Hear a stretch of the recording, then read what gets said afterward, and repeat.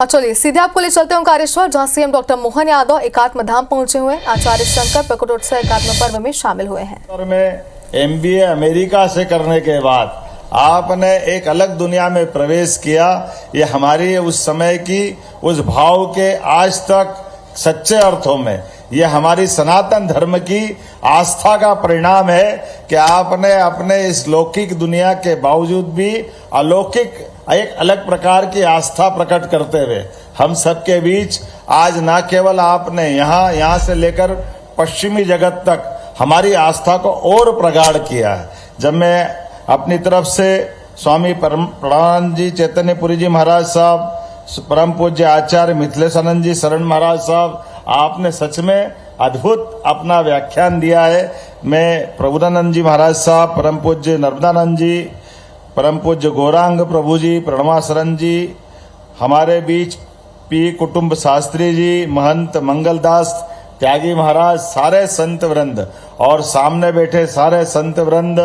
इस अवसर पर आगंतुक अतिथिगण, हमारे सरकार के माननीय मंत्री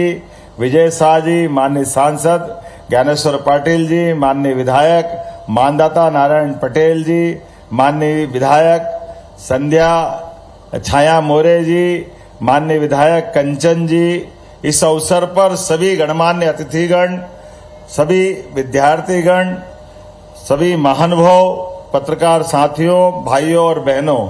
मैं सच में अपने आप को धन्य मानता हूँ। आचार्य शंकर के विविध रूपों के माध्यम से हमने आपके मुखारविंद से साक्षात प्रतिमा बनते देखी है। उनके अपने लघु जीवन में, जीवन तो इतना लघु है कि 32 साल की उम्र में शंकराचार्य जी ने क्या क्या कर दिया वो कोई कल्पना नहीं कर सकता। 5000 साल पहले भगवान कृष्ण ने जो एक तरह से अद्वैत की बात कही गीता के माध्यम से, वो एकात्म के माध्यम से, भगवान कृष्ण गीता में कहाँ कहाँ नहीं बताते अपने आप को। जहां जहां उनने प्रकृति की चराचर जगत में देखने के लिए दृष्टि दी, हर जगह श्रेष्ठतम स्थान पर अगर कोई मिलता है तो भगवान कृष्ण का कृष्ण तत्व हमको दिखाई देता है। मैं मान के चलता हूं, जब हम उसकी बात करते तो शंकराचार्य जी की तरफ आते हैं और शंकराचार्य जी के माध्यम से उनके जीवन के एक एक प्रसंग, सारी जिंदगी जिस प्रकार से उनने अपना जीवन जिया है,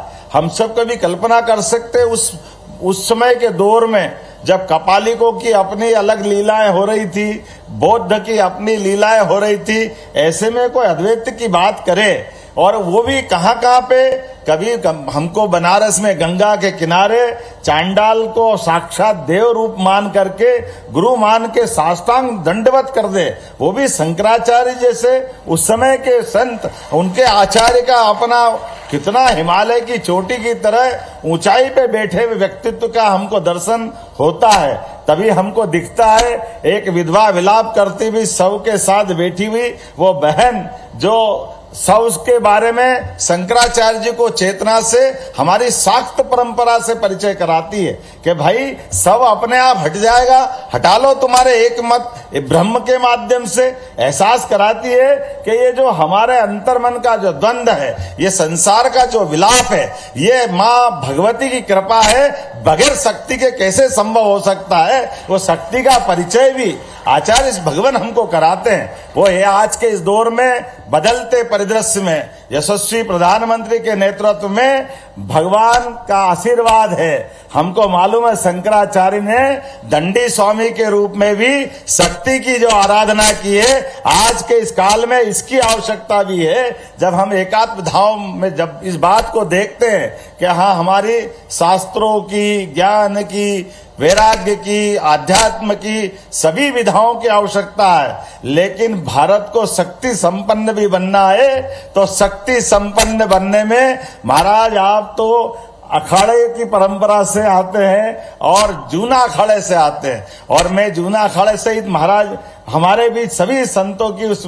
परंपरा को देख रहा हूं। जो हमारे सिंहस्थ है, कुंभ है, इनके माध्यम से भी हमारे धर्म के लिए लोगों ने अपने प्राण, नागा सन्यासी के रूप में धर्म की स्थापना करने के लिए, प्राण न्यौछावर करने के लिए शस्त्र के साथ शास्त्र की परंपरा दोनों का अद्भुत तालमेल किया है। उसकी आज आवश्यकता है। भारत की चेतना के माध्यम से भारत की ज्ञान परंपरा को संरक्षित सुरक्षित करते हुए शस्त्रों का जो महत्व है वो वाकई हमारे संत परंपरा में विगत 1400 साल में अगर कहीं देखते हैं तो वो शंकराचार्य जी के माध्यम से